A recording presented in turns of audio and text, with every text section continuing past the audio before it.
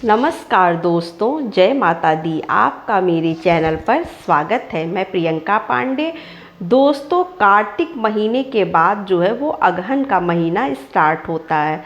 तो अगहन के महीने में जो गुरुवार पड़ता है उस गुरुवार को जो है हम मार्गशीर्ष गुरुवार भी कहते हैं।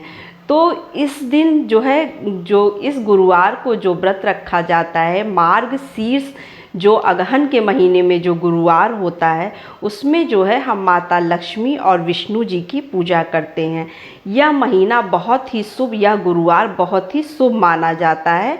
तो इस महीने वैसे मतलब जो है हम गुरुवार की पूजा में सिर्फ विष्णु जी की पूजा करते हैं, लेकिन अगहन महीने के जो गुरुवार जो पड़ता है पहला, उसमें जो है हम माता लक्ष्मी और विष्णु जी के साथ में पूजा करते हैं। तो इसलिए यह महीना बहुत शुभ होता है। इस महीने में जो गुरुवार का व्रत रखते हैं या रखना चाहते हैं या गुरुवार के व्रत की शुरुआत करना चाहते हैं, वह नियम पूर्वक अगर जो है व्रत करते हैं तो माता लक्ष्मी की विशेष कृपा उन पर बरसती है। क्योंकि बहुत से लोगों का कहना होता है या बहुत से लोगों के प्रश्न होते हैं कि जो है मेरे घर में बरकत नहीं है, मेरा कारोबार ठीक से नहीं चल रहा है और लक्ष्मी आती हैं चली जाती हैं जल्दी।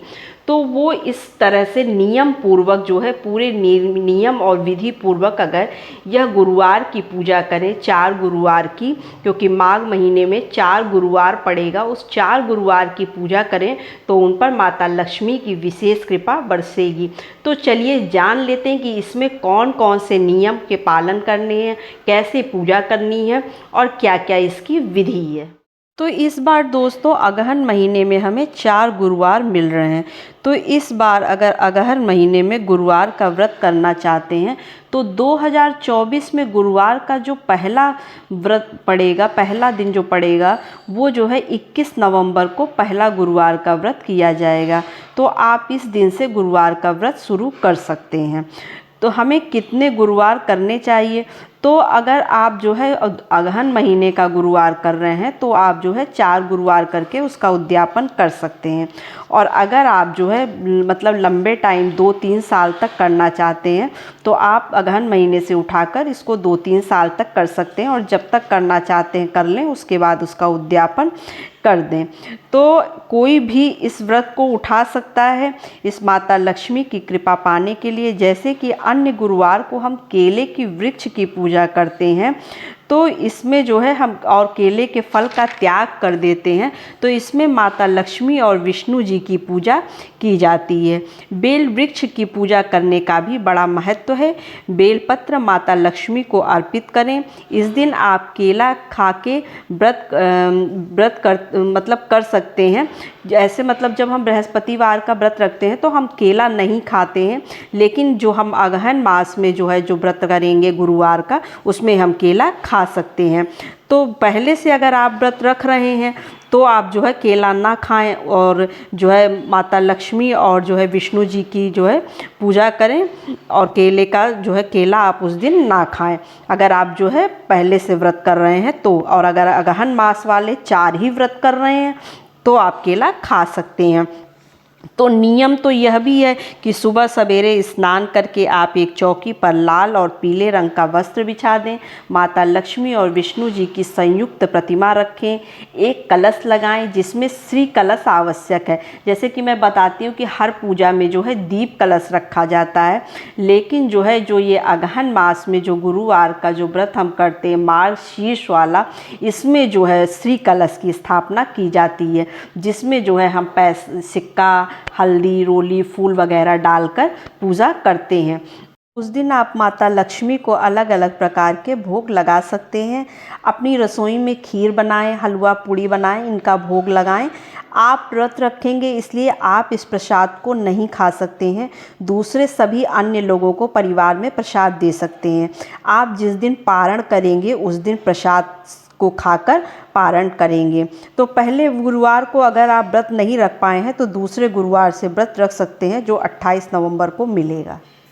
तो बहुत से बहनों के प्रश्न ये भी आ जाते हैं कि जैसे हम पहले गुरुवार को चौकी अगर लगाकर माता लक्ष्मी और विष्णु जी को विराजमान करा लेते हैं, तो क्या चौकी को उसी तरह से छोड़ दें 4 बृहस्पतिवार तक के लिए, कि हम चारों बृहस्पतिवार की पूजा करने के बाद जो है चौकी का विसर्जन करें। तो देखिए, इसका फिर नियम होता है कि अगर आप 4 बृहस्पतिवार तक के लिए चौकी रख रहे हैं, आपका घर बड़ा है, आप वहाँ पर पूजा पाठ करके छोड़ देना चाहते हैं, तो फिर भगवान को इस तरह से देवी देवता को छोड़ तो देंगे नहीं, तो फिर आपको नियम का पालन करना पड़ेगा, आपको सुबह शाम जो है उनकी पूजा करनी पड़ेगी। तो इसलिए अगर आप इतना नहीं कर सकते हैं तो आप जो है जैसे मूर्ति वगैरह हटा दें, फोटो वगैरह हटा दें, जो कलश में जो भी आप चीज़ें डाले हैं उसको आप निकाल के रख लें, सिक्का वगैरह, और नारियल हटा लें, और जो है पानी जो जल है उसको जो है आप क्यारी में डाल दें। और जब अगला बृहस्पतिवार, जब दूसरा बृहस्पतिवार फिर से पड़ेगा, तो आप उसमें वो सामान यूज़ कर सकते हैं। ये आप कर सकते हैं, इसमें कोई दोष नहीं होता है। तो आप इस तरह से जो है मतलब उस चौकी को छोड़ेंगे तो फिर आपको इसकी जो है पूजा विधिवत करनी पड़ेगी। ऐसे नहीं कि आप जो है छोड़ दिए तो इसलिए इसका मतलब बहुत लोग ऐसे क्वेश्चन करने लगते हैं कि हम एक बार लगा लिए तो इस तरह से कर लें, तो नहीं, इस तरह से आपको नहीं करना है। और दूसरा प्रश्न है कि लोगों को ये कहता है कि पीरियड्स आ जाएं, अगर पहली मतलब अगहन मास वाले गुरुवार में पहली बार आ गया पीरियड तो क्या करेंगे। तो आप देखिए, व्रत कर लीजिए और जो है सब कुछ व्रत करिए, कथा सुन लीजिए, लेकिन जो है आप पूजा नहीं कर सकती हैं। पूजा आप अगले बार जो है जब अगला गुरुवार आएगा तब से आप करिएगा। तो इसमें भी कोई दोष नहीं है। आप जो है पूजा अगर कोई कर रहा है तो आप पूजा में बैठ जाइए दूर और जो है कथा सुन लीजिए, ये सब आप कर सकती हैं, लेकिन पूजा आपको नहीं करना है। पूजा आप अगले गुरुवार जब फिर से गुरुवार आएगा तो उसमें आप जो है विधिवत पूजा माता लक्ष्मी और विष्णु जी की कर सकती हैं। तो ये इसके कुछ नियम हैं। और आप जैसे मान लीजिए कि पूजा अगर आप गुरुवार की करें हैं तो आप सारे कार्य करिए, अपने काम पर जाइए, घर के सारे कार्य करिए, लेकिन रात में आप घर जो है वापस लौट आइएगा। आपको कहीं पर रात्रि नहीं बितानी होती है, रात्रि में जो है आप घर लौट कर आकर अपने घर में ही शयन करिएगा। तो ये इसके कुछ नियम हैं जिनका हमें पालन करना होता है। तो इस तरह से अगर विधि विधान से जो है आप जो है इसकी पूजा करते हैं, अगहन मास के जो है गुरुवार जो मार्गशीर्ष के नाम से जाना जाता है, तो आपको पूर्ण फल प्राप्त होता है। माता लक्ष्मी की विशेष कृपा आप पर बरसती है। तो वीडियो अगर थोड़ी भी हेल्पफुल लगती है तो चैनल को लाइक और सब्सक्राइब कर लीजिएगा। बस, नमस्ते फ्रेंड्स, जय माता दी।